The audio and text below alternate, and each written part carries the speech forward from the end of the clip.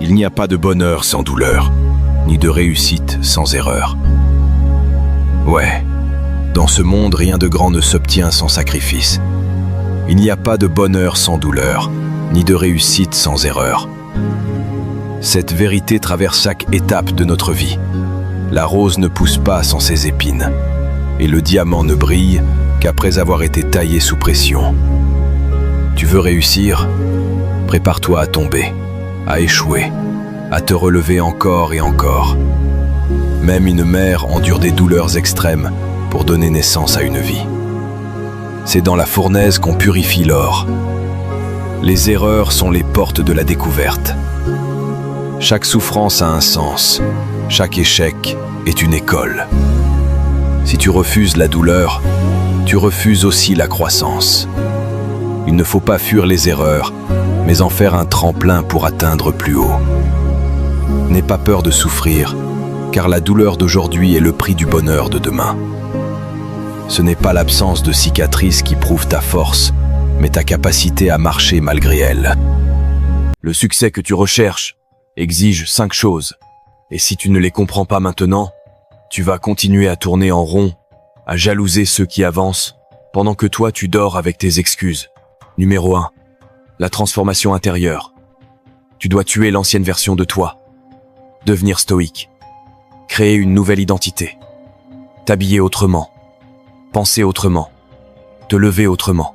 Tu dois abandonner ce toi-même qui pleurniche, qui procrastine, qui se cherche des justifications. La nouvelle version que tu veux ne te reconnaîtra jamais si tu restes avec l'ancienne mentalité. Numéro 2. La patience. À peine tu as lancé une affaire, tu veux déjà toucher des millions. Et dès que ça rate une fois, tu veux tout arrêter. Tu crois que ceux que tu admires n'ont pas échoué? Tu crois qu'ils n'ont pas attendu des mois, des années dans le noir? Même la tour Eiffel ne s'est pas construite en un jour. Le vrai succès se construit dans le silence, dans l'ombre, et avec de longues nuits sans résultat. Numéro 3. Deviens dur de caractère. Pas méchant. Pas inhumain. Arrête de vouloir sauver tout le monde. Même ta famille ne te sauve pas quand tu souffres. Tu portes les problèmes de tout le monde, mais qui porte les tiens?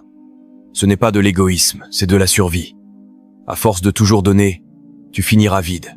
Numéro 4. La discipline.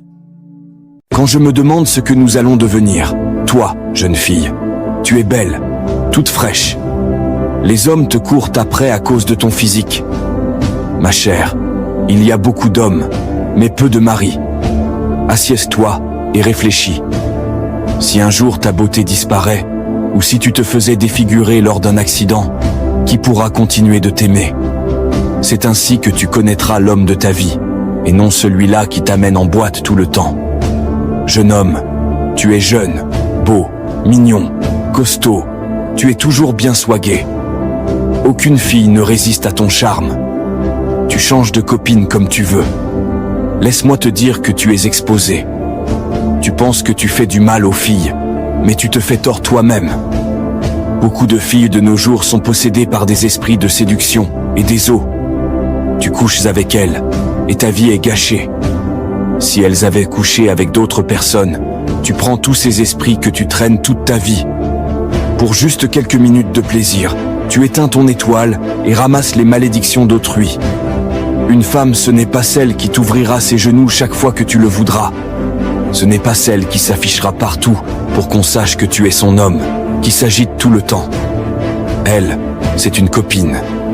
Une femme, c'est la valeur, la pureté du cœur. Je marche doucement dans cette vie, parce que je sais qu'elle n'a pas de loyauté. Je sais qu'on peut se croire au sommet, et en un instant la vie nous ramène là où on n'aurait jamais pensé être. Je pourrais devenir cette personne que je n'ai jamais imaginé être. Celle que la vie écrase au plus bas, malgré toutes mes certitudes, malgré toutes mes réussites. Un jour, je peux être fier et le lendemain, ramasser les morceaux de ceux qu'il reste de moi. Un jour, je peux croire que rien ne peut m'atteindre, et le lendemain, la réalité peut me gifler jusqu'à m'en couper le souffle. Ce que j'ai aujourd'hui, ce n'est pas une garantie. J'ai vu des géants tomber et des faibles se relever plus forts que jamais. J'ai vu la vie dans toute sa cruauté, mais aussi dans sa beauté fragile. J'ai compris que tout ce que l'on croit solide peut se transformer en poussière, mais que cette poussière peut aussi nourrir la force de se relever. J'ai vu la vie brute et sans filtre me rappeler sans cesse que rien n'est acquis, mais aussi que dans chaque chute, il y a la possibilité d'un nouveau départ.